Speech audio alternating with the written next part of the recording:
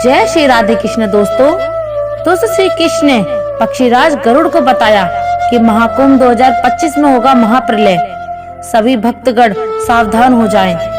दोस्तों एक समय की बात है जब गरुड़ आकाश में अपने विशाल पंख फैलाए पृथ्वी का नजारा कर रहे थे। उनकी तेज दृष्टि हर कोने में झांक रही थी। जब उनका ध्यान प्रयागराज की ओर गया तो उन्होंने देखा कि वहां महाकुंभ का आयोजन चल रहा है और उस संगम तट पर लाखों लोग गंगा स्नान के लिए उमड़े हुए। चारों ओर गंगा, यमुना और अदृश्य सरस्वती के संगम का पवित्र माहौल था। वह दृश्य बहुत ही भव्य था, जहां पर जप तप और भक्ति की गूंज वातावरण को पवित्र बना रही थी। किंतु पक्षीराज गरुड़ की दृष्टि केवल बाहरी सौंदर्य तक ही सीमित नहीं थी। उनकी तीक्ष्ण आंखों से उस भीड़ के अंदर छुपी हर मनुष्य की भावनाओं और कर्मों को भी परखा, जिसे देख उनका हृदय विचलित हो गया। दोस्तों गरुड़ जी ने महाकुंभ की भीड़ में अनेकों विभिन्न प्रकार के लोगों को देखा, जिनके चेहरे पर आस्था और मुक्ति की उम्मीद तो थी, लेकिन उनके कर्मों की छाया भी स्पष्ट दिखाई दे रही थी। उन्होंने उन महिलाओं को भी देखा जिन्होंने अपने परिवार के प्रति अपने कर्तव्यों को त्याग कर अपने पति के अलावा पराये पुरुषों से अवैध संबंध बनाए थे, तथा उनके चेहरे पर एक विचित्र संयम और आशा थी, मानो गंगा के पवित्र जल में स्नान करते ही उनके जीवन के सारे दोष धुल जाएंगे। वहीं कुछ वृद्ध पुरुष भी थे जो अपनी संपत्ति और स्वार्थ के लिए अपने ही परिवार को सताते रहे। वह भी उस पावन संगम पर इस उम्मीद में आए थे कि एक डुबकी उनके पापों का भार हल्का कर देगी। पक्षीराज गरुड़ ने उन धोखेबाज व्यापारियों और भ्रष्ट अधिकारियों को भी देखा, जिन्होंने अपनी लालच और अनैतिक साधनों से आजीवन गरीबों तथा लाचारों को ठगा था। उनके भी मन में यह धारणा थी कि गंगा में स्नान करके वे अपने किए गए हर अन्याय और दुष्कर्म से मुक्त हो जाएंगे। उसी भीड़ में युवा वर्ग भी था, जिन्होंने नए जमाने और कलयुग के चलते अपनी नैतिकता और मर्यादा को भुला दिया था। वे अपने दुष्कर्म और दिशाहीन जीवन को सही दिशा देने की वजह गंगा के जल में समाधान खोज रहे थे। उन्होंने देखा कि कुछ लोग जो समाज में ईर्ष्या, घृणा और हिंसा को बढ़ावा देते हैं, कुछ चोरी करने के उद्देश्य से, जो कुछ व्यापार करने के उद्देश्य वे सभी उस स्थान पर पवित्रता का आभास लेकर पहुंचे थे। गरुड़ जी ने यहाँ तक भी देखा कुछ लोग जो अपने पड़ोसियों से ईर्ष्या रखते थे, दूसरों की संपत्ति और अधिकारों पर लालच से नजर गड़ाए बैठे हुए थे। वे भी उस भीड़ का हिस्सा थे। वे मानते थे कि गंगा का स्पर्श उनकी आत्मा की शुद्ध कर देगा। उन सभी चेहरों पर पवित्रता पाने की आकांक्षा तो थी, लेकिन गरुड़ को उनके हृदय में सच्चे प्रायश्चित और सुधार का कोई भाव नहीं दिख रहा था। यह देखकर गरुड़ देव का हृदय व्याकुल हो उठा।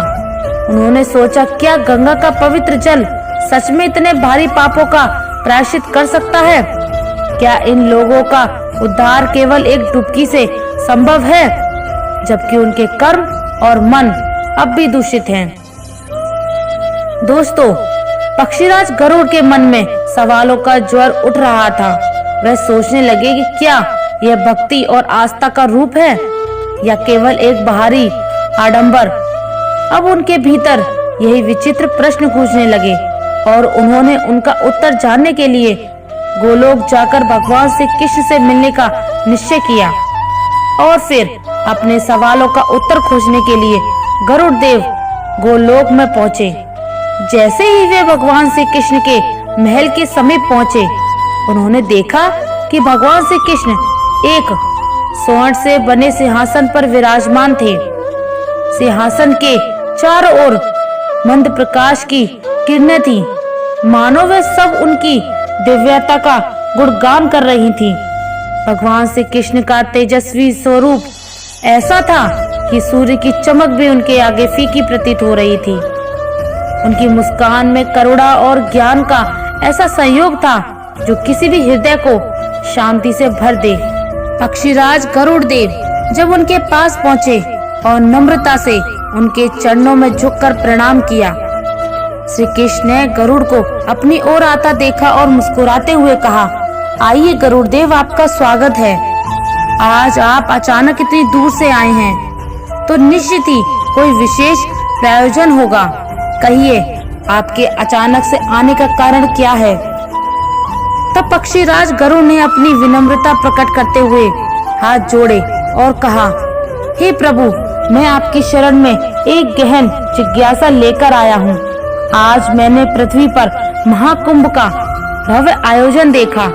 लाखों लोग गंगा में स्नान करके एकत्र हुए हैं, परंतु उसमें से कई अपने कर्मों से दुष्ट और पापी हैं। मैंने उन लोगों को देखा है जो अपने पापों को छिपाने के लिए पवित्रता का आडंबर कर रहे हैं। और आगे गरुड़ जी बोले, हे भगवान, आज मैंने एक विचित्र दृश्य पृथ्वी पर देखा है।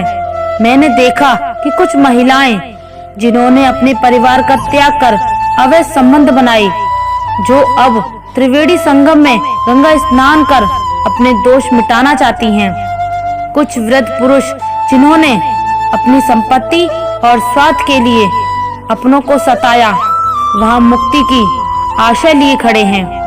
कुछ व्यापारी जिन्होंने धोखे और भ्रष्टाचार से अपना धन बढ़ाया, अपने पाप संगम में बहा देना चाहते थे। जहां तक कि ऐसे युवा भी थे जिन्होंने नैतिकता को त्याग दिया, स्नान के बाद पवित्र होने की उम्मीद करते हैं। हे प्रभु, क्या यह वास्तव में संभव है? क्या केवल गंगा में स्नान से इन लोगों के पाप धुल सकते हैं जिन्होंने अनगिनत पाप कर्म किए हों? तब मंद मुस्कान के साथ भगवान श्री कृष्ण ने कहा, हे विनीता पुत्र खड़ेंद्र, आपके ये सारे प्रश्न अत्यंत गहरे और महत्वपूर्ण हैं। मैं आपको इन सभी के उत्तर दूंगा, लेकिन केवल शब्दों से नहीं। तो मैं आपको एक कथा सुनाऊंगा जिसमें पाप, प्रायश्चित और मुक्ति का वास्तविक अर्थ छुपा है।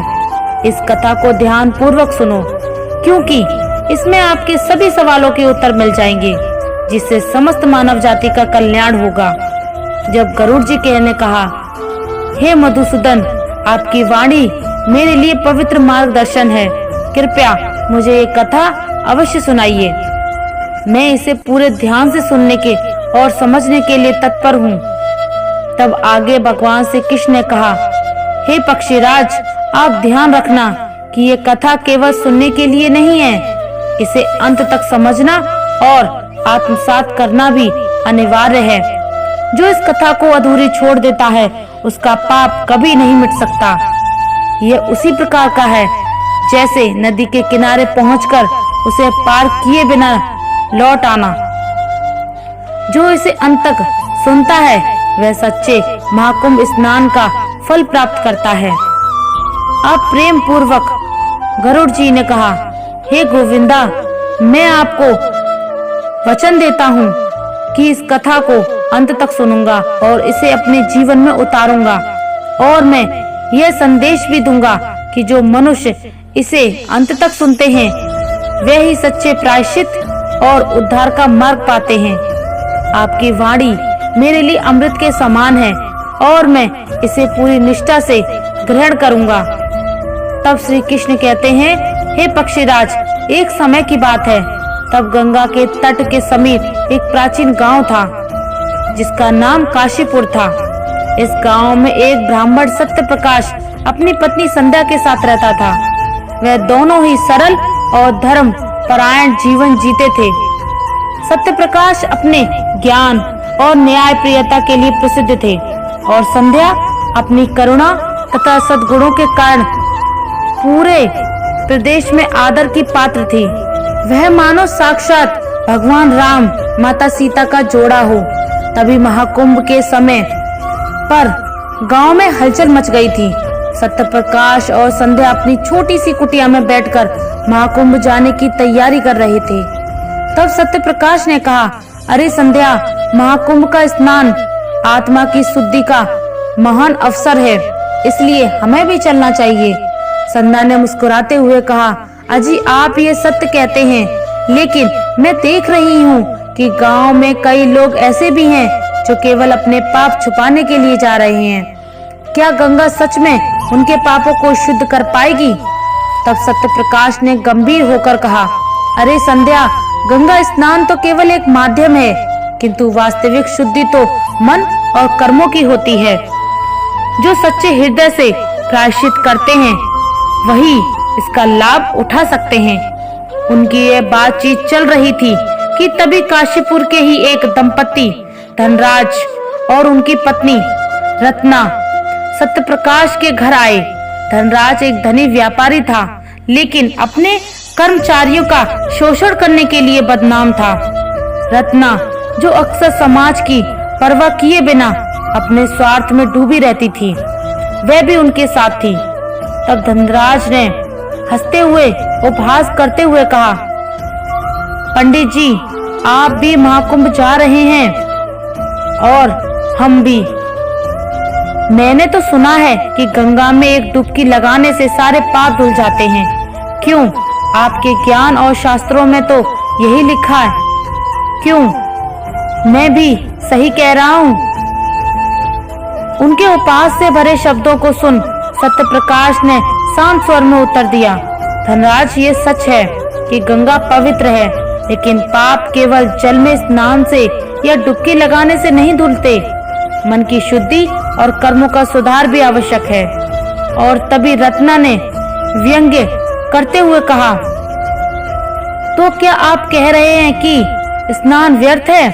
तब संध्या ने मुस्कुराकर कहा, नहीं रत्ना, गंगा का स्नान तो एक प्रतीक है जो हमें प्रायश्चित और आत्मशुद्धि का संदेश देता है। लेकिन अगर हृदय में पाप का बोझ है और मन में कोई सुधार का भाव नहीं, तो स्नान से कुछ नहीं होगा। गांव में कई और लोग जो बैलगाड़ी में और रथों में महाकुंभ जाने की तैयारी कर रहे थे, इस संवाद को सुन रहे थे। वहाँ एक युवा जोड़ा मोहन और गौरी भी खड़ा था।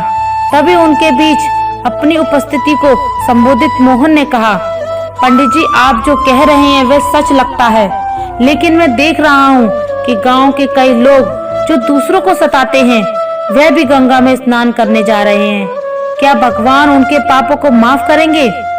तब सत्य प्रकाश ने उत्तर दिया, भगवान न्याय प्रिय हैं, वे केवल उनके ही पाप माफ करते हैं जो सच्चे दिल से प्रायश्चित करते हैं और आगे से सही रास्ते पर चलने का संकल्प लेते हैं। वही दूसरी और सभी लोग अपने और बैलगाड़ियों में बैठकर महाकुंभ की ओर रवाना हुए। रास्ते में लोग अपने अपने अनुभव साझा कर रहे थे। कुछ लोग अपनी चिंताओं और पापों के बारे में सोच रहे थे, तो कुछ गंगा के पवित्र जल के स्पर्श के लिए उत्सुक थे। जब काशीपुर के लोग महाकुंभ में पहुंचे, तो गंगा के पवित्र संगम पर स्नान के बाद रात को तंबुओं में विश्राम करने चले गए। तभी अचानक विचित्र घटना घटती है। वहाँ आधी रात को कुछ तंबुओं में आग लग गई और देखते ही देखते उस आग ने अनेक तंबुओं को अपनी चपेट में ले लिया। अब वह आग इतनी तेज बढ़ रही थी कि चारों ओर अराजकता फैल गई। वहाँ के लोग जान बचाने के लिए इधर उधर भागने लगे। महिलाओं ने अपने बच्चों को बाहों में भर लिया और बुजुर्ग जिनसे कुछ भी नहीं हो पाता था या फिर अपाहिज थे, वे बेचारे वहीं स्तंभ होकर भगवान को पुकारने लगे। तो कुछ युवाओं आगे बढ़कर आग बुझाने की कोशिश की, लेकिन वे लपेटे और भयंकर हो गए। अब चारों ओर भय और चीख पुकार मच गई, हे प्रभु, हमें बचाओ, हमारी रक्षा करो। लोग बार बार ईश्वर को पुकार रहे थे, ईश्वर अब तू ही सहारा है हमारा। कि तभी आग और धुएं के बीच एक तेजस्वी साधु प्रकट हुए। उनके हाथ में एक पीले रंग का त्रिशूल था, मानो वह स्वर्ण से बना हो, और उनका मुख दिव्यता से चमक रहा था। उनकी उपस्थिति से जैसे समय थम गया।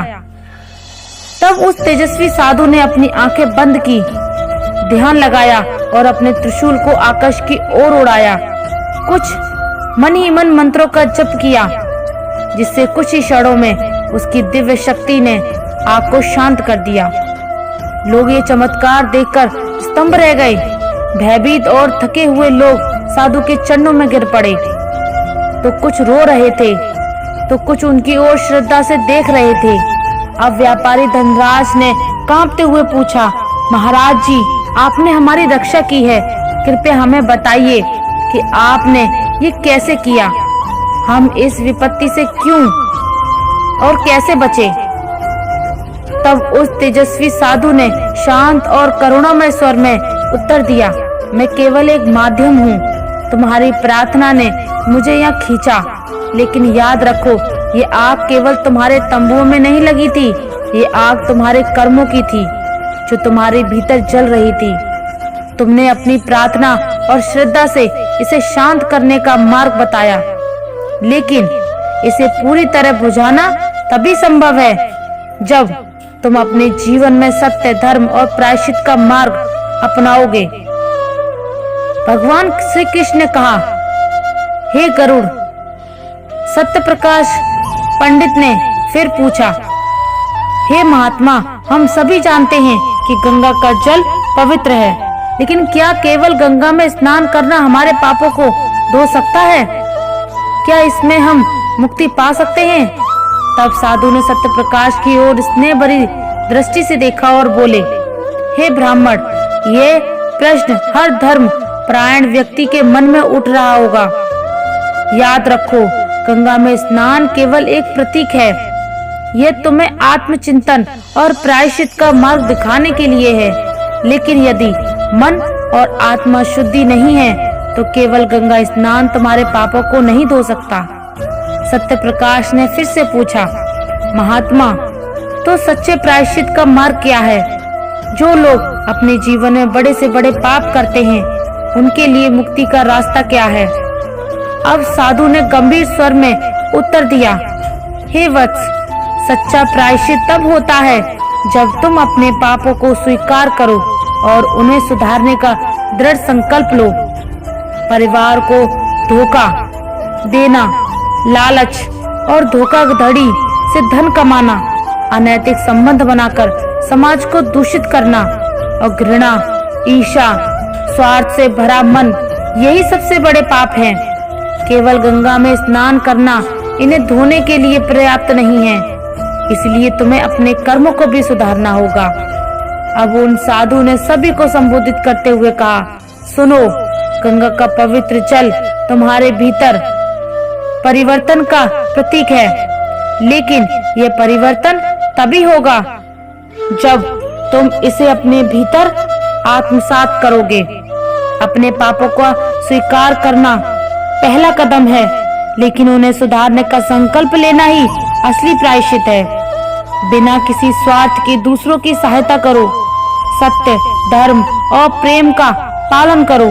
सच्चा पुण्य वही है जिसमें तुम्हारा हृदय शुद्ध हो और तुम्हारे कर्म निस्वार्थ। और फिर उन्होंने आगे कहा, भगवान केवल उनके पाप क्षमा करते हैं जो सच्चे मन से सुधार की राह पर चलते हैं। यदि तुम ये सोचते हो कि केवल बाहरी कर्मकांड तुम्हें पवित्र कर देंगे, तो ये तुम्हारा भ्रम है। असली पवित्रता तुम्हारे मन और आत्मा में है। सत्य बोलो, दान करो और सेवा का मार्ग अपनाओ, यही मुक्ति का मार्ग है। दोस्तों, उस तेजस्वी साधु ने सभी को शांत करते हुए और सभी को धीरज बंधाते हुए कहा, सत्य प्रकाश और काशीपुर के लोगों, याद रखो कि गंगा में स्नान तुम्हारी यात्रा की शुरुआत है, अंत नहीं। यह तुम्हें प्रेरणा देती है, लेकिन असली परिवर्तन तुम्हारे कर्मों में नहीं होगा। सत्य, सेवा और प्रेम ही तुम्हें जीवन में सही दिशा देंगे। सत्य प्रकाश ने साधु के वचनों को ध्यान पूर्वक सुना और कहा, महात्मा जी, आपकी वाणी ने हमारे जीवन का मार्गदर्शन दिया है। हम आपके उद्देश्य को आत्मसात करेंगे और अपने पापों को सुधारने का प्रयास करेंगे। तब वो तेजस्वी साधु ने सभी को आशीर्वाद दिया और वहां से चले गए। इसके बाद काशीपुर के लोग गंगा स्नान के वास्तविक महत्व को समझ सके और सच्चाई, सेवा और प्रेम के मार्ग पर चलने का संकल्प लिया। भगवान श्री कृष्ण ने कहा, हे पक्षीराज गरुड़, अब मैंने आपके सभी प्रश्नों के उत्तर दिए। तब अंत में गरुड़ देव ने कहा, हे भगवान, आपकी कथा के माध्यम से अब मुझे अपने सवालों के उत्तर मिल गए हैं। हे प्रभु, मैं समझ गया हूँ कि सच्चा प्रायश्चित केवल आत्मा की शुद्धि और निस्वार्थ कर्मों से ही संभव है। आपकी कृपा से मुझे जीवन का सच्चा मार्ग मिला है। अब मैं संतुष्ट होकर अपने धाम लौटता हूँ। अब पक्षीराज गरुड़ ने श्री कृष्ण को प्रणाम किया और आकाश की ओर उड़ चले। अब उनके मन में शांति और संतोष था और उनके निश्चय किया कि इस ज्ञान को वे संसार में फैलाएंगे। तो दोस्तों, उम्मीद है कि आपको ये कथा अवश्य पसंद आई होगी। तो वीडियो को लाइक करें और साथ ही चैनल को सब्सक्राइब करना ना भूलिए। साथ ही कमेंट में जय श्री कृष्णा अवश्य लिखें। धन्यवाद। जय श्री राधे कृष्णा।